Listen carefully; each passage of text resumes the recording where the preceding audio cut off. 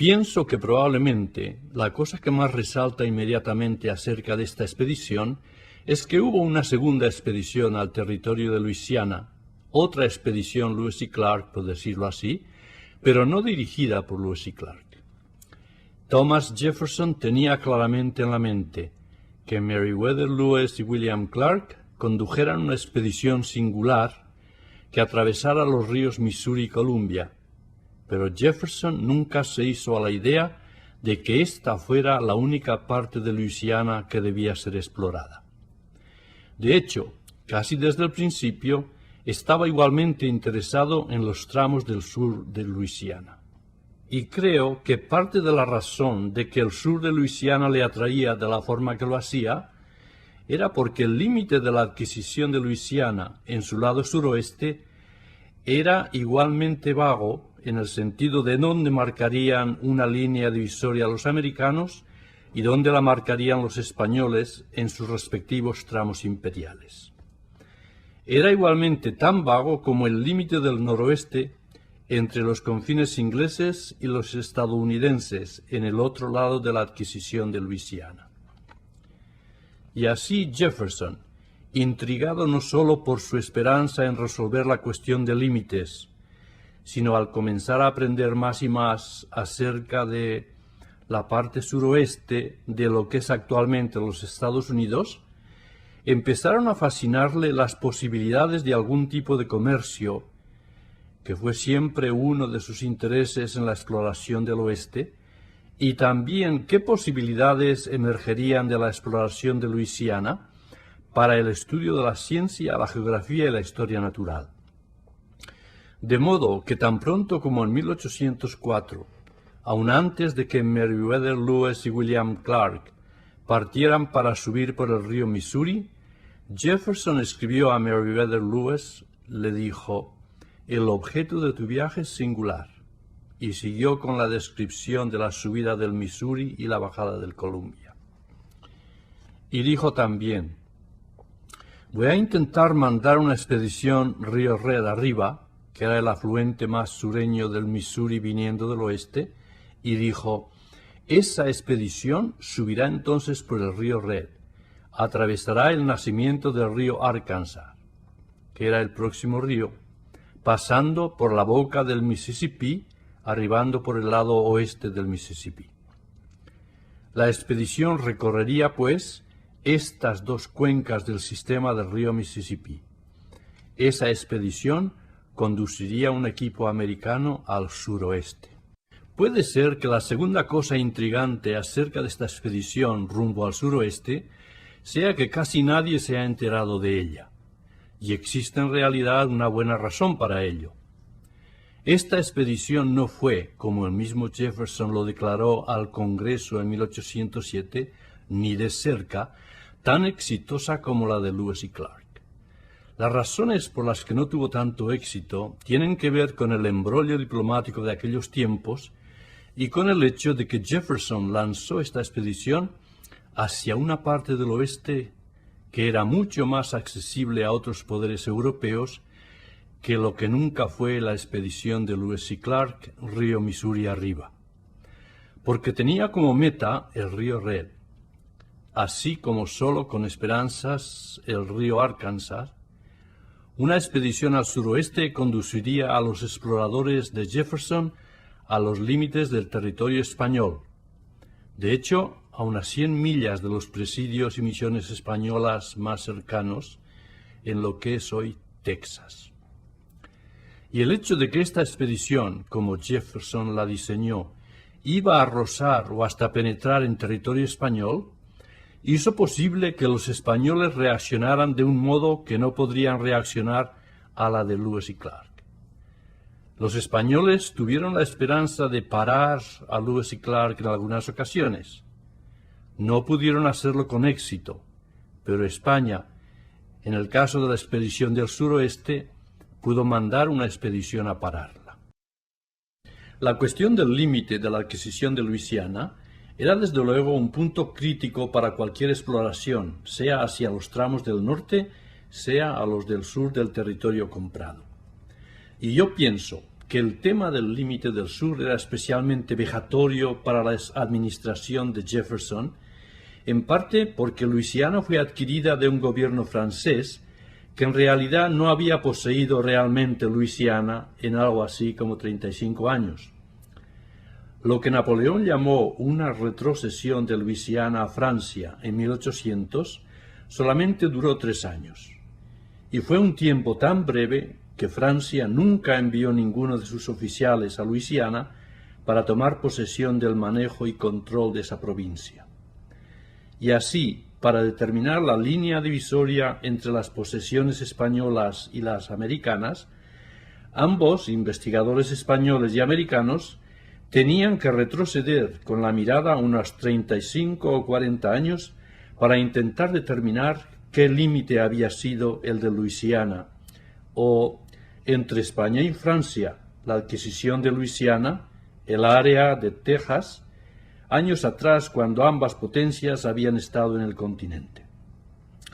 De hecho, había una publicación importante de todo esto de un sacerdote español llamado Padre Picardo, que trató de refutar la reclamación americana en cuanto hasta dónde estaba el límite.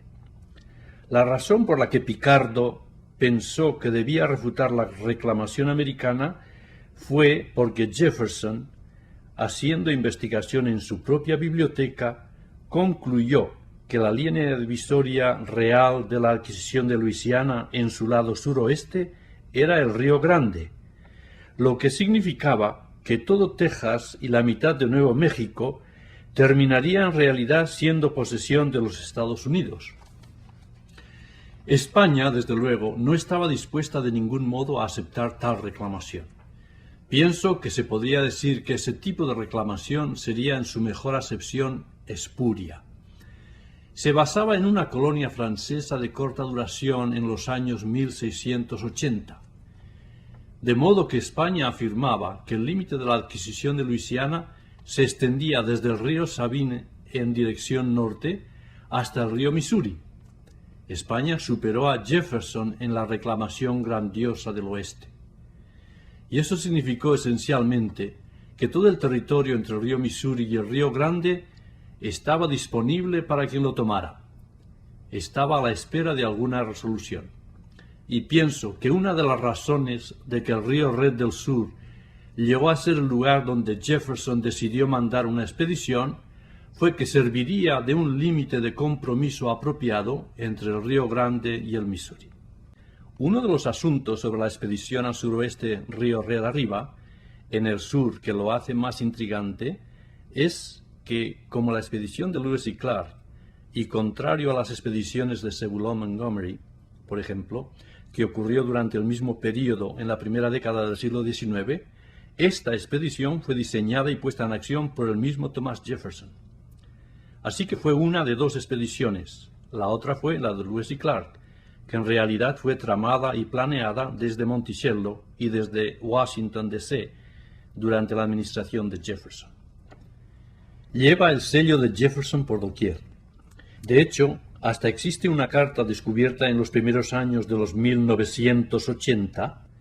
Pienso haber sido yo la primera persona en cruzarme con esta carta, que es una carta con las instrucciones para la exploración que Jefferson redactó en abril de 1804 para quienquiera que fuera a ser el líder de la expedición del suroeste. Y se trata de una carta con instrucciones de exploración que es extremadamente semejante a la que entregó a Meriwether Lewis.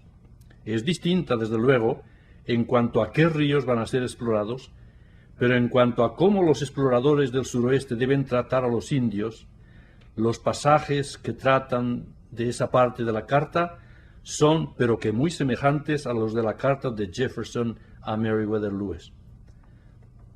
Con un poco más de obligación por parte de los exploradores del suroeste para que atraigan a las tribus indias al lado de los Estados Unidos, porque después de todo, estos indios son los que regularmente comercian con las autoridades españolas en Santa Fe y en San Antonio. De modo que Jefferson tiene mucho interés en que sus exploradores regalen banderas americanas y digan a los jefes de las tribus, como los Caddos, Wichitas y Comanches y Kiowas, por ejemplo, que los Estados Unidos es su nuevo gran padre, con quien tendrán que tratar. También la carta es muy explícita y de nuevo muy semejante a la de Meriwether Lewis en cuanto al componente científico de investigación. Enumera, por ejemplo, cómo el naturalista de la expedición, quien quiera que llegara a serlo, Jefferson no había nombrado un líder o un naturalista en 1804. La carta explica cómo el naturalista escribía una descripción científica, y recogería ejemplares de toda nueva especie que fuera desconocida en los estados del este, tomar la temperatura del aire y del agua 4 veces al día, guardar cuidadosamente los documentos de las tribus indias encontradas, la mitología y las lenguas, etc., de aquellas tribus. Fundamentalmente, el naturalista haría lo que hoy conocemos como etnología o etnografía, antropología básica de campo entre las tribus indias del suroeste. La carta incluye también un pasaje muy interesante y vale la pena mencionarlo porque no se originó al describir la exploración del suroeste. En realidad se hizo con la carta de Meriwether Lewis, mas es un pasaje que llegó a ser de importancia crítica para la expedición del suroeste. Y el pasaje, parafraseado toscamente, dice así: Jefferson dijo: si se enfrentan con una fuerza autorizada o no autorizada por una nación, opuesta irrevocablemente a que ustedes continúen río arriba, queremos que ustedes, refiriéndonos con la forma de nosotros a la administración, queremos que se den la vuelta y regresen con cualquier información que hayan recogido hasta este punto, mejor que intentar forzar el camino adelante. En otras palabras, Jefferson decía a sus exploradores que sus vidas eran demasiado valiosas para arriesgarlas. Y de hecho la carta incluye una frase con ese tono. Sus vidas son demasiado valiosas para arriesgarlas en un encuentro violento y peligroso, sea con un grupo de indios o con una fuerza autorizada por una nación extranjera. Este pasaje concreto no fue algo que Meriwether Lewis y la expedición de Lewis y Clark tuvieron que retromirar y releer para asegurarse de que hacían todo bien, pero era un pasaje que eventualmente la expedición del suroeste tuvo que revisitar, porque eso fue lo que precisamente les aconteció a ellos.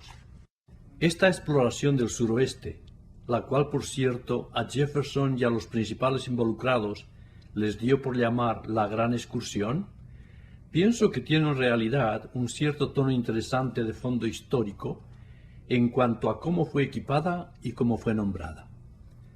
Porque claramente no había un segundo Meriwether Lewis en la casa de Jefferson que dirigiera una segunda expedición al oeste. Y yo pienso que eso proviene del hecho de que le tomó a Jefferson casi 2 años para encontrar un líder adecuado para la expedición del suroeste. Otro elemento acerca de la expedición y su tripulación y equipamiento que es interesante es que a algunos miembros de la comunidad científica en el tiempo de la expedición de Lewis y Clark les preocupaba que Jefferson confiara a Meriwether Lewis el componente científico de la expedición Lewis y Clark, quien era esencialmente un científico aficionado que había seguido algunas semanas de cursos intensivos en Filadelfia con el fin de prepararlo para todo aquel despliegue de descubrimientos que esperaban hiciera él. Y aún así, Lewis no se aprovechó de llevar un naturalista profesional en aquella expedición. Un tercer aspecto de la expedición de Lewis y Clark, que probablemente tenga relación con la investigación del suroeste, el cual ha plagado a los estudiosos de la expedición por 200 años ahora, es el que Lewis y Clark casi no nos deparen ninguna imagen visual. Garabatearon algunos dibujos en sus diarios a lo largo de 2 años y medio del curso de la expedición, pero por lo general, para prever lo que era el oeste entre 1804 y 1806, debe uno tener bastante imaginación al intentar extrapolar las palabras de Meriwether Lewis en imágenes visuales.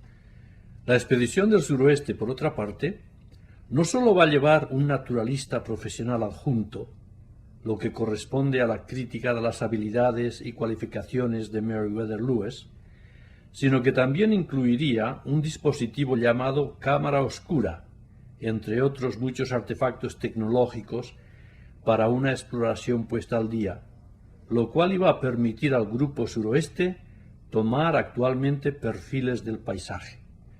Esa caja de la cámara oscura es un precursor de la cámara moderna.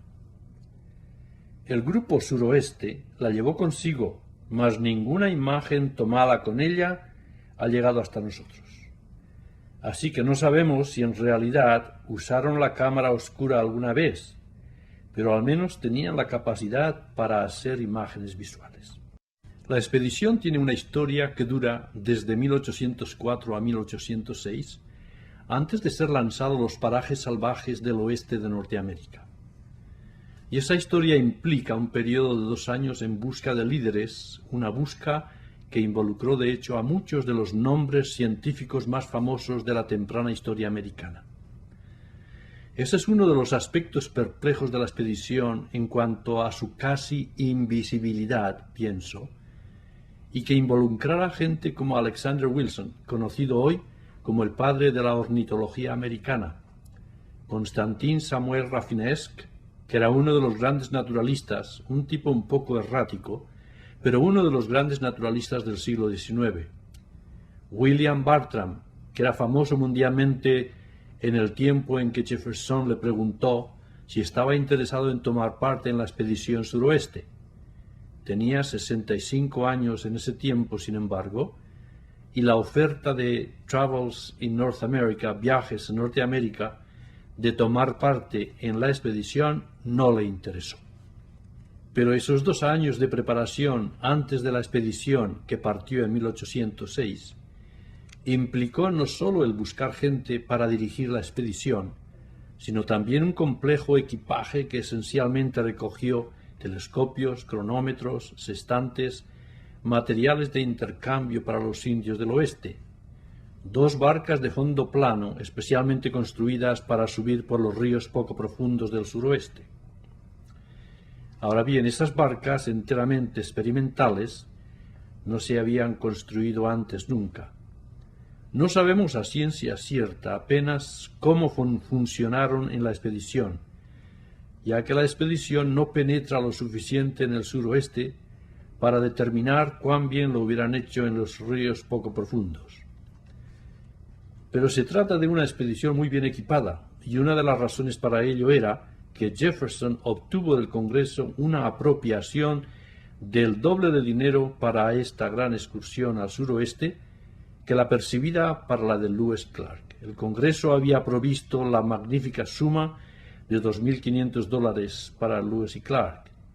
Lewis, desde luego, tenía vales gratis del Departamento de Guerra a través de Jefferson y terminó gastando unos $38.000 en la expedición Lewis y Clark.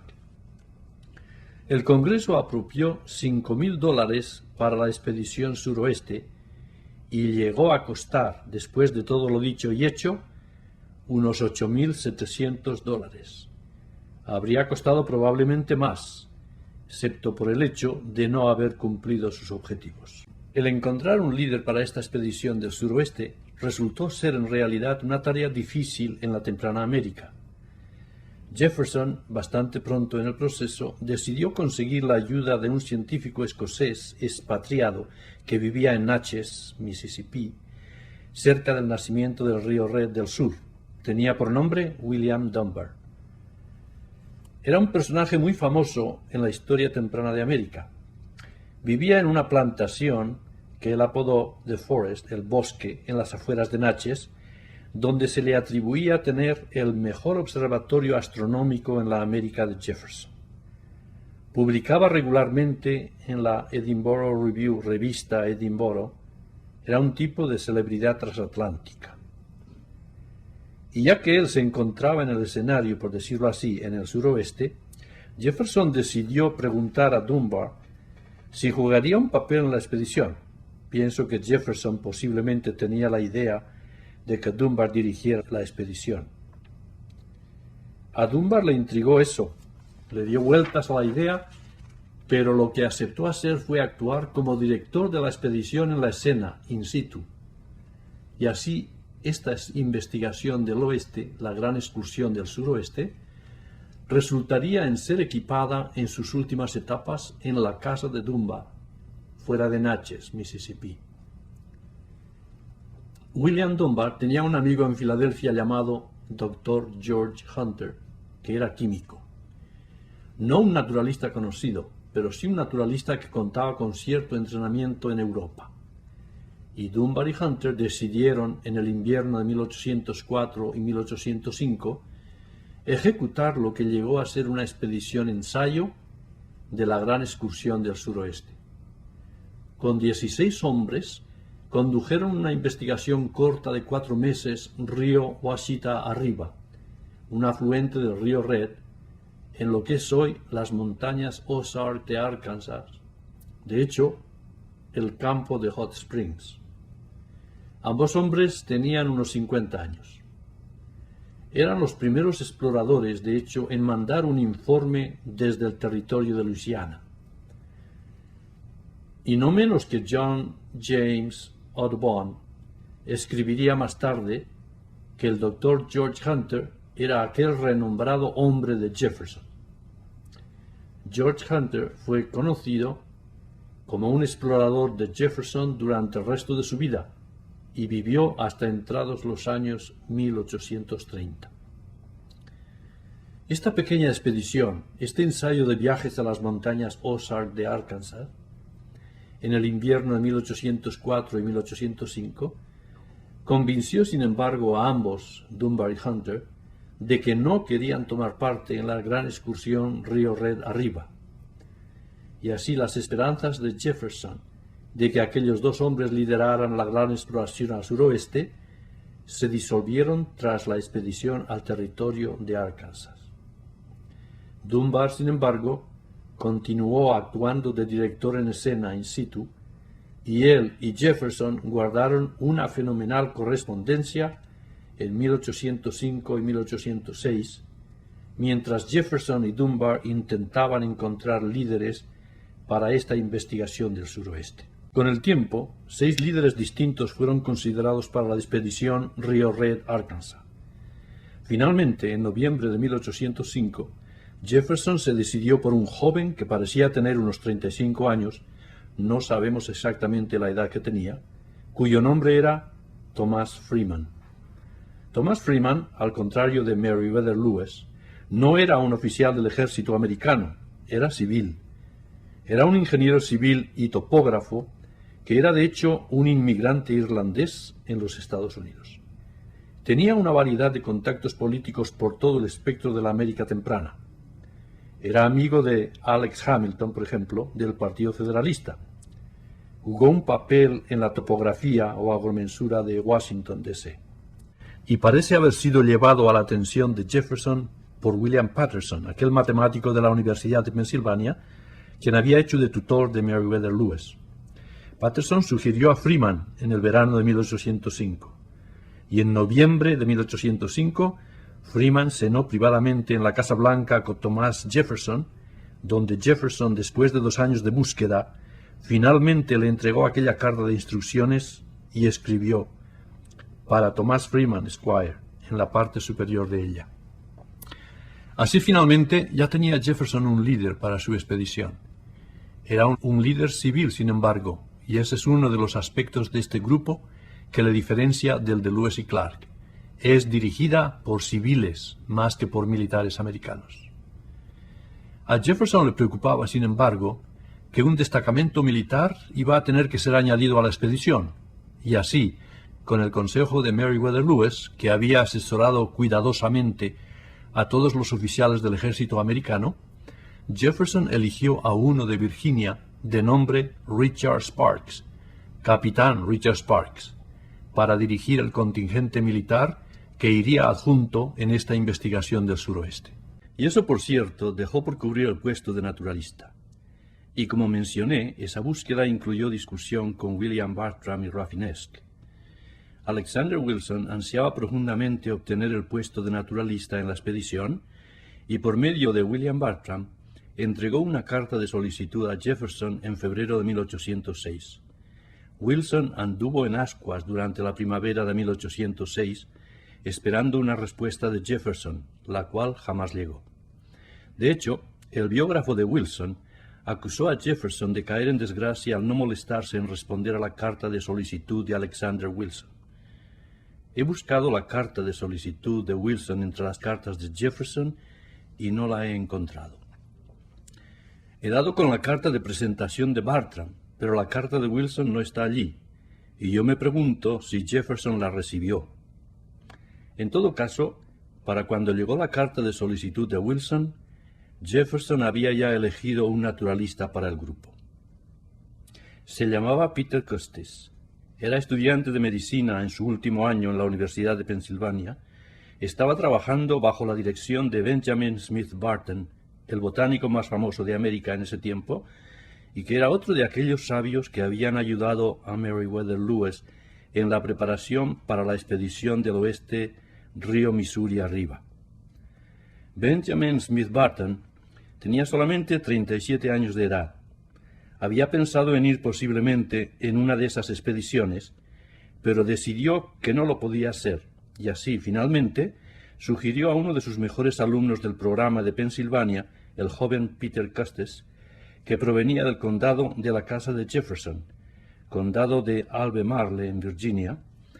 Era ese también el condado de Meriwether Lewis. Custis provenía también de una familia prominente de Virginia, relacionada con los Lees y los Randolphs, y aun también con el presidente Washington. La señora de George Washington, Martha Custis, había estado casada con un Custis antes de casarse con George Washington.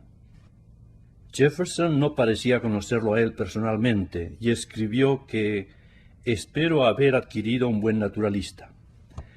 Lo que adquirieron en Peter Custis parece haber sido un joven que tenía destrezas científicas superiores. Es el primer naturalista americano entrenado académicamente para explorar en el oeste. Sin embargo, no parecía haber tenido ninguna experiencia de campo hasta el momento. Y como resultado de esa falta de experiencia de campo y posiblemente como resultado de llevar consigo algunos libros para identificar plantas en el campo, experimentó algunos problemas. Mas fue definitivamente el americano mejor preparado para tomar parte en una expedición exploradora durante toda esta época. De modo que es algo así como un personaje fundamental en la ciencia americana del oeste. Y además la otra cosa, por cierto, es que eso tiene lugar en medio de una cuasi guerra con España, la conspiración de Burr. Jefferson parecía como que estuviera contento de no llamar la atención a ella. El National Intelligencer, que era el periódico de la administración, no incluyó nunca ni una sola línea sobre eso.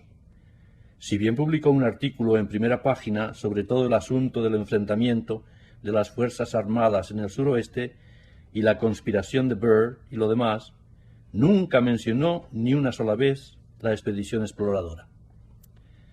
La gran excursión del suroeste fue pues preparada para ser lanzada en la primavera de 1806.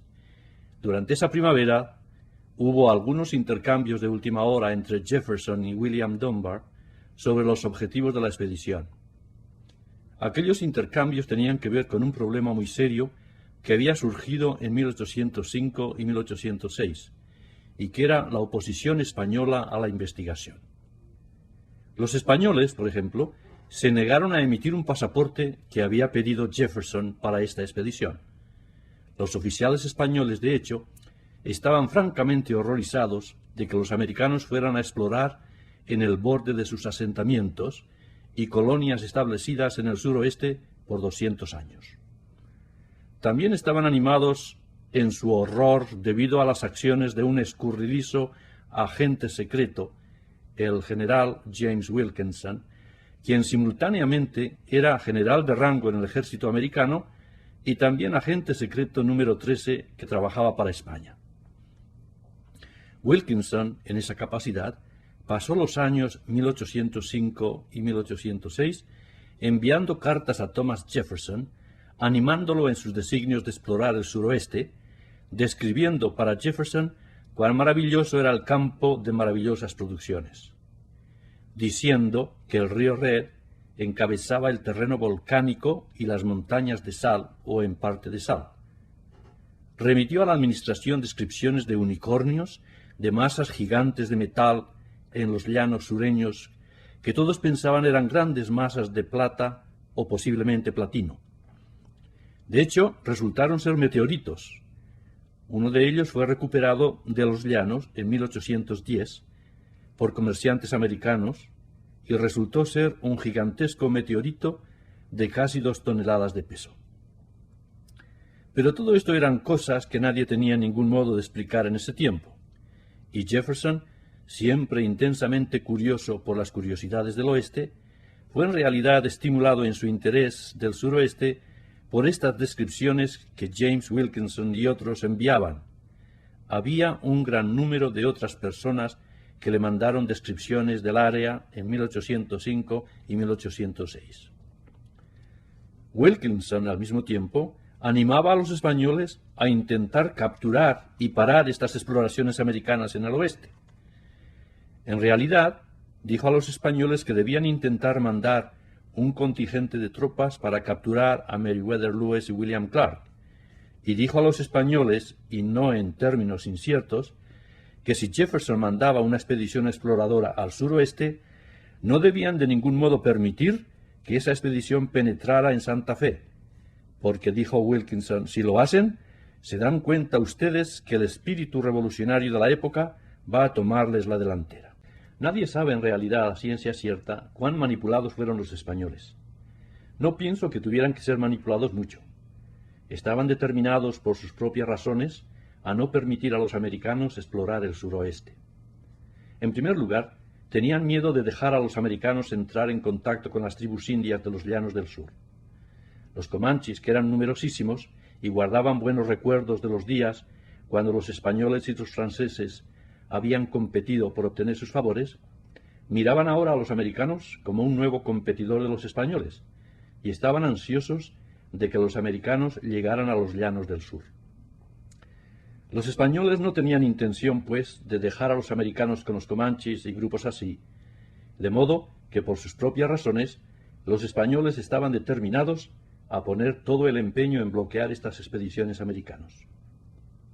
Mandaron 3 expediciones distintas para intentar capturar a Meriwether Lewis, mas el río Missouri estaba tan lejos que estas expediciones españolas nunca pudieron en realidad acercarse para capturar a Lewis. Por otra parte, el río Red del Sur era fácilmente accesible a aquellas tropas españolas, de modo que España, en la primavera de 1806, comenzó a montar un plan con motivo de parar esta exploración del suroeste. Decidió el gobierno español de Madrid y de Cuba, antes de todo, alertar a las autoridades de Nuevo México y de Texas de la inminente expedición americana. Toda una serie de oficiales españoles, el comandante general de las provincias interiores, que llevaba por nombre Nemesio Salcedo, dirigió personalmente la oposición. Instruyó al gobernador de Texas, de nombre Antonio Cordero y Bustamante, a asegurarse de que los americanos no llegaran al territorio de los Wichita y Comanches. Le dijo, haga lo que sea necesario, incluso una declaración de guerra a los Estados Unidos si hay que hacerla, pero no permita que esos americanos entren en contacto con los indios de las llanuras del sur. De modo que los oficiales españoles básicamente se volcaron de lleno a una actividad febril. Montaron 2 expediciones distintas para bloquear la expedición de Jefferson. Una se lanzó desde Natchitoches, una ciudad que distaba unas 100 millas de Nacogdoches, en Luisiana. La expedición de Nacogdoches iba liderada por un hombre llamado Francisco Viana, capitán Francisco Viana. Consistía en unos 212 dragones españoles, incluido un antepasado mío, que era teniente del ejército. Tenía por nombre José Flores, de Nacogdoches. Era de hecho uno de los oficiales que terminó por encontrarse con los exploradores de Jefferson en el verano de 1806. La otra fuerza, que iba a ser la fuerza de aseguranza, se lanzó desde Santa Fe bajo el liderato del teniente Fecundo Melgares. Era una fuerza de 600 hombres y debía consistir en la póliza de seguros, como dije. En caso de que la expedición americana se las arreglara para pasar a Viana, o Viana-Melgares, intentaría enfrentarse con los americanos más lejos, Río Red arriba. Así los españoles, como lo describió Peter Costes en 1806, esta expedición parece haber echado todo su país a fermentar. Y tenía razón. Los españoles estaban determinados a no permitir que esta expedición continuara. Entre los múltiples descubrimientos científicos que la expedición de Jefferson al suroeste esperaba alcanzar, no eran sólo masas de metal, que resultaron ser meteoritos, montañas en parte de sal, y eso, en cierto modo, era realmente lo que reflejaba la realidad, porque el río Red encabezaba, por cierto, un área que estaba cubierta de yeso. Es una región extremadamente cargada de sal, y así eso no era enteramente una quimera. Pero una de las otras cosas que intriga a Jefferson acerca del suroeste eran las noticias de que los caballos salvajes rondaban en grandes manadas. De hecho, algunos de los informadores le dijeron que había manadas de miles de caballos salvajes en el suroeste. Y esto en realidad intriga a Jefferson, porque dijo, si es verdad, esta es la primera vez en la edad moderna que el caballo puede ser estudiado en su estado salvaje. Así que tenía mucho interés en que sus exploradores echaran una ojeada a estas manadas de caballos salvajes. Por desgracia, no llegan tan lejos al oeste para ver estas grandes manadas. Mas esta era otra realidad. El suroeste estaba lleno de, algunos cálculos son, tantos como 2 millones de caballos salvajes en 1800.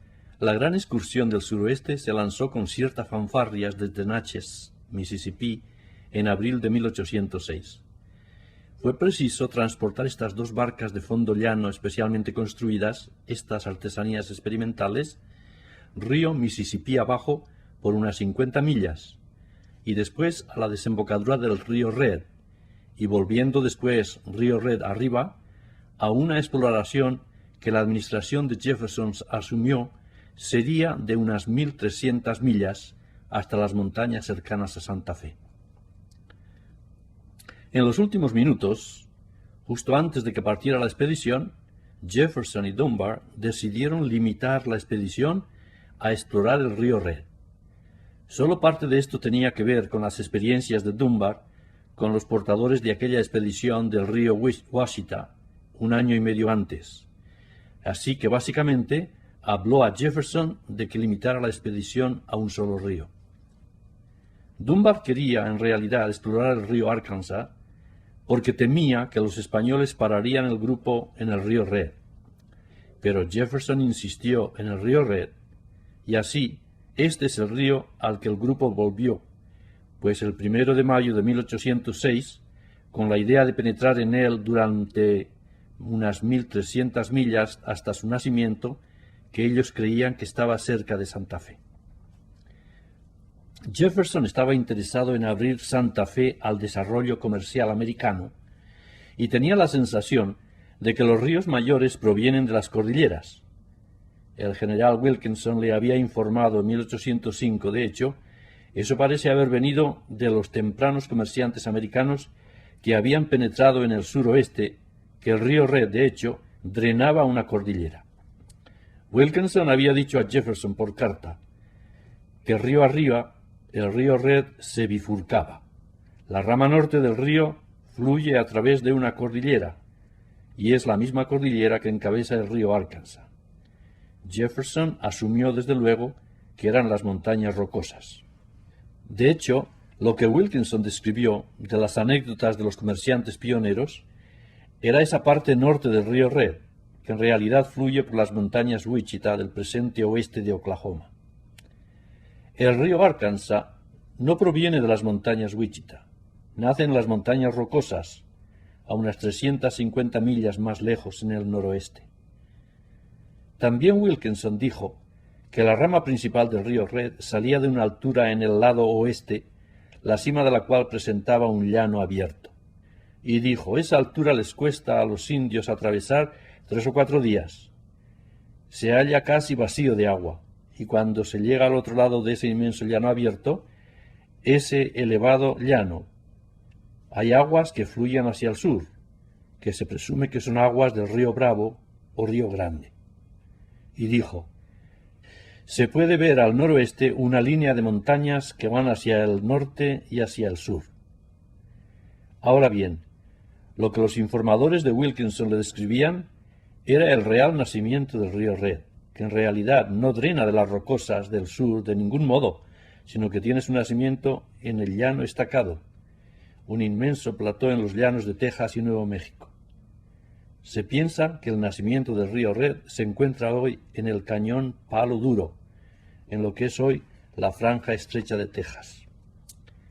Jefferson, sin embargo, parece haber persistido en su creencia a pesar de esto. Lo que él debe haber pensado era una evidencia confusa, que el río Red provenía de las rocosas del sur cerca de Santa Fe, y así pues mandó su expedición en mayo de 1806, río Red arriba, con la esperanza de que sus exploradores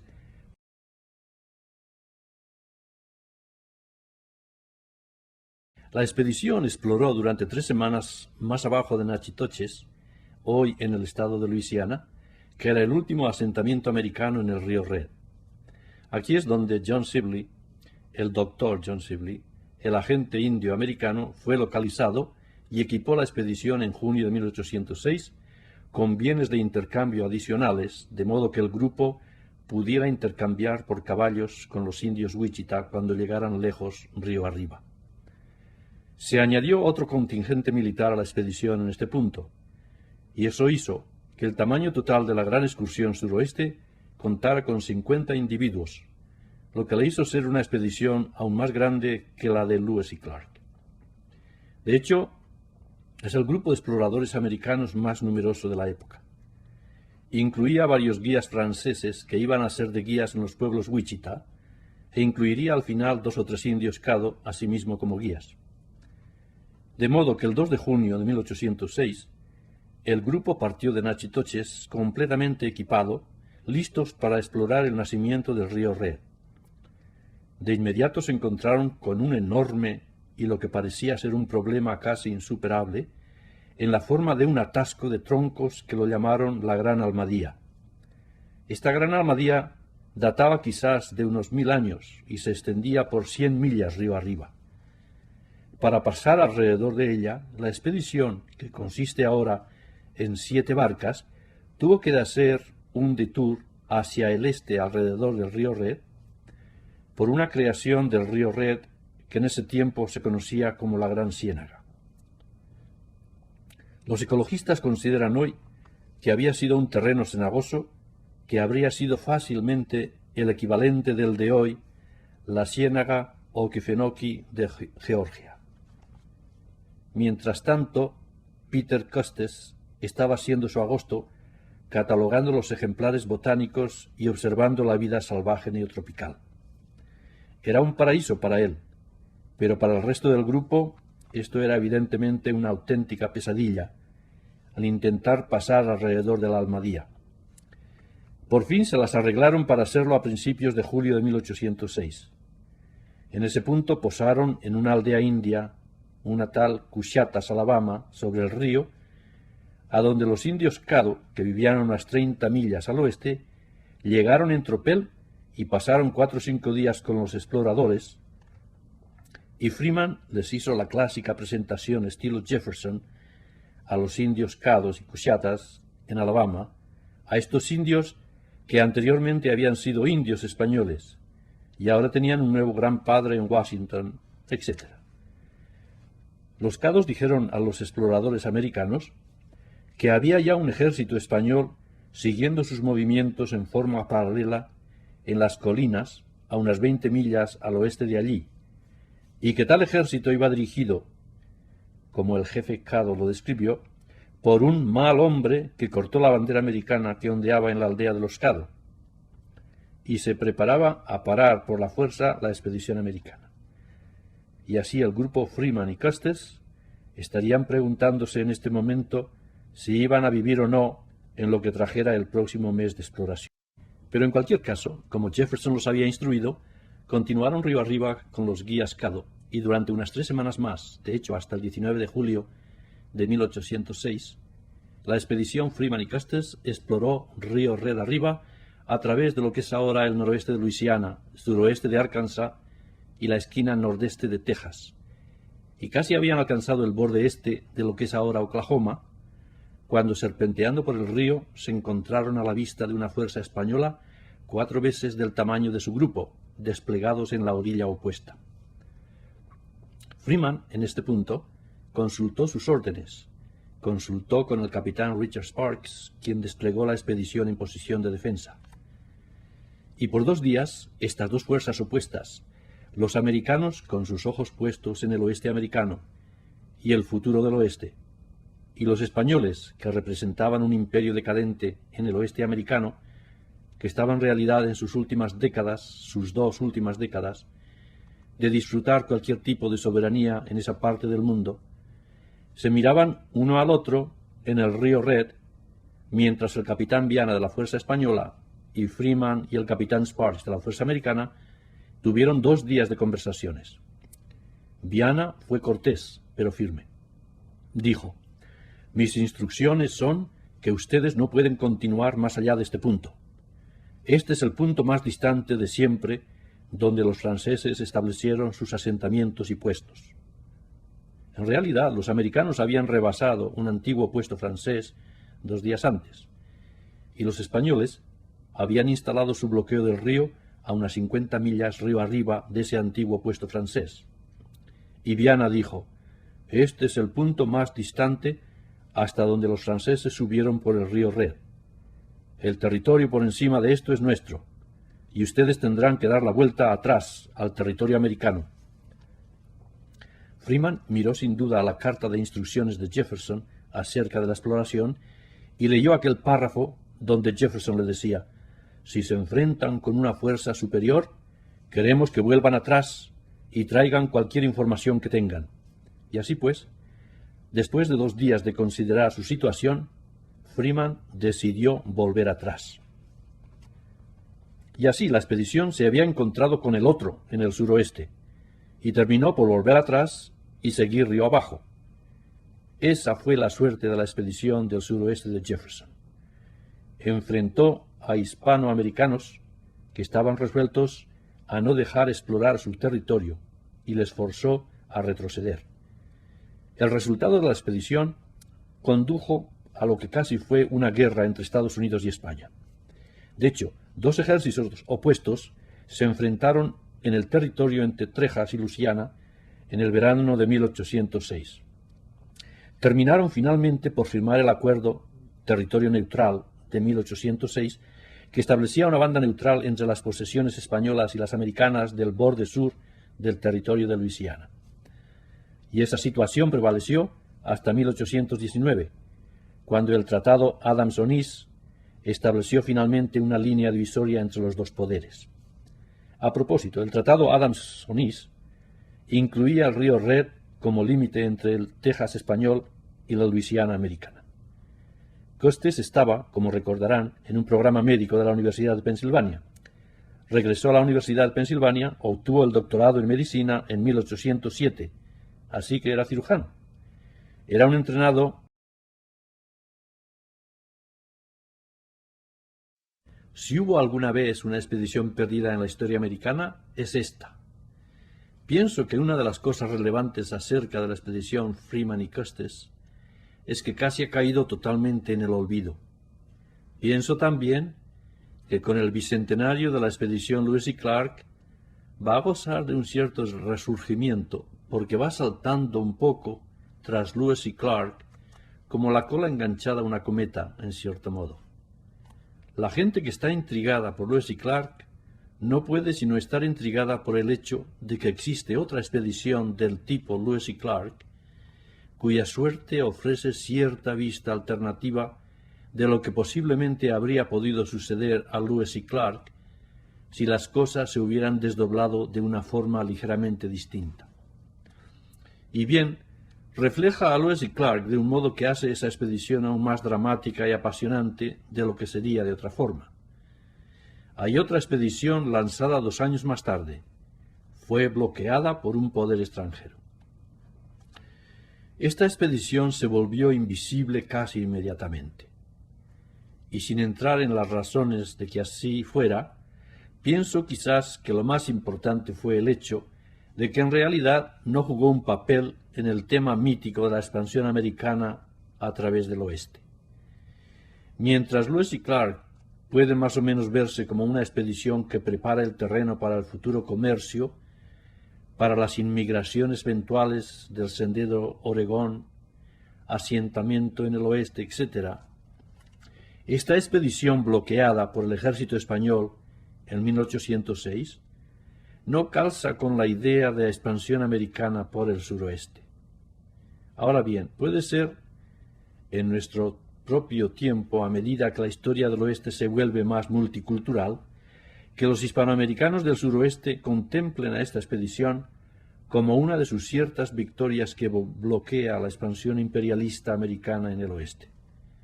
Mas yo pienso que en términos de la historia nacional americana, es este uno de los acontecimientos que pueden incluirse cómodamente en la historia de una cierta migración exitosa de la gente americana a través del continente. Otro elemento que hace a esta expedición invisible hasta cierto punto es que los resultados científicos fueron relativamente insignificantes y en realidad fueron debilitados por la manera en que la expedición fue divulgada por la administración de Jefferson. El mapa que resultó de esta expedición es extraordinario, pero en realidad no exploró muy adentro en el territorio que los franceses ya habían explorado, así que no proveyó mucho en cuanto a nuevos descubrimientos geográficos. El trabajo de Peter Custis, por otra parte, pienso que si los eventos hubieran sucedido de un modo un poco distinto, podría haber hecho la expedición conocidísima y famosa, pero de hecho, la forma en que apareció el trabajo de Custis causó que la expedición resultara más deslucida. Lo que pasó fue que Custis escribió descripciones de más de 267 plantas y animales y las describió en esta expedición de 4 meses y medio. Es una notable semimáquina de tiempo ecológico en cómo se veía el río Red en 1806. Mas, por desgracia, la administración de Jefferson, al imprimir el trabajo de Custis y su informe sobre la expedición, contrataron a una persona llamada Nicholas King para editar los diarios de los dos exploradores, y King, evidentemente, era ajeno enteramente al latín científico y a la nomenclatura latina, y destrozó horriblemente el cuidadoso trabajo de historia natural de Custis. Apareció en 1806 un informe sobre el río Red en Luisiana por los maestros Freeman y Custis. Es un buen informe sobre la expedición, pero la parte sobre la historia natural fue absolutamente malísima, y el resultado fue que la comunidad científica americana hizo básicamente caso omiso de la exploración. Esta fue, en cierto modo, una producción científica vergonzosa del gobierno americano. La expedición duró desde cerca del 2 de abril hasta el 1 de septiembre de 1806. Sin embargo, fue bloqueada por la fuerza española el 29 de julio de dicho año. De hecho, el capitán Richard Sparks fue promovido a un grado a mayor, creo, más tarde en el otoño, como resultado de sus acciones defensivas cuando el grupo se enfrentó con los españoles, y su promoción fue trasladada a la fecha del 29 de julio. La bajada del río del 29 de julio al 1 de septiembre no fue de hecho exploratoria.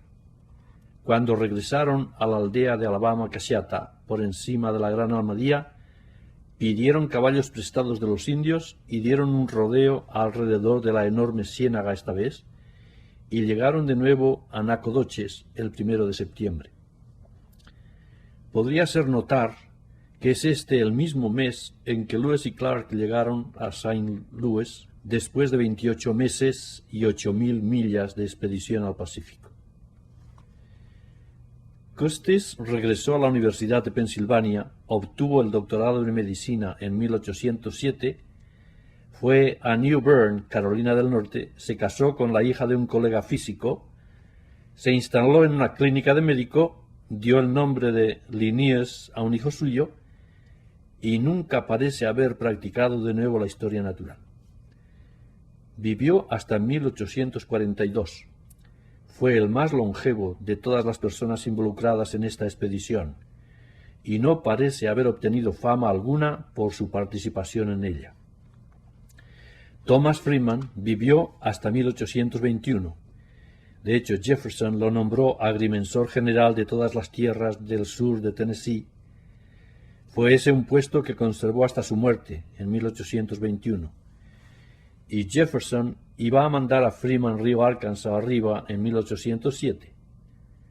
Probablemente iba a mandar también un naturalista, mas sabemos de cierto, porque el Congreso, con el resultado de la expedición del río Red reciente en sus memorias, se negó a apropiar fondos para una de 1807 del río Arkansas, y así Freeman no llegó nunca a explorar el Arkansas. La expedición es hoy, como he dicho, casi desconocida. De hecho, no existe hoy ni un solo indicador histórico en Luisiana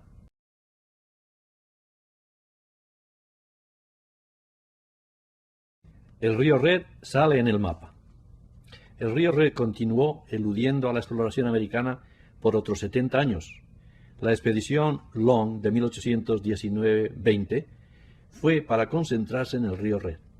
Partió de Council Bluffs a través de las llanuras de Colorado, exploró el ámbito frontal de Colorado y Stephen Long siguió después la parte frontal de las montañas rocosas abajo dentro de Nuevo México, buscando un río que saliera de las rocosas del sur, pensando que sería el Red. Encontraron tal río, empezaron a seguirlo atrás hacia el este y después de unas 350 millas desembocó en el Arkansas. Resultó ser el canadiense. Así que la expedición Long fracasó también en su intento de encontrar el nacimiento del río Red. En 1852 el gobierno mandó a Randolph Marcy al suroeste para que tratara de encontrar el nacimiento del río Red. Exploró el río Red arriba y llegó a aquellos terrenos de cañón de la franja estrecha de Texas. Subió por uno de aquellos cañones realmente dramáticos, que llaman Cañón Tulé, proclamó que era el nacimiento del río Red, y durante unos 25 años todos asumieron que lo era, hasta que los comandantes del ejército durante las guerras con los indios en los años 1870 empezaron a descubrir más cañones, más arroyos y ríos más lejos en el oeste. Y así finalmente, en 1877, el Congreso mandó otra expedición bajo la dirección de un tal Ernest Ruffner, que duró 4 meses, y finalmente hizo el mapa del nacimiento del río Red. Era el río principal de todo el oeste que debía ser explorado. El nacimiento del río Red fue finalmente descubierto en la misma década en que se encontró el nacimiento del Nilo en África. Se dilató hasta los años 1870.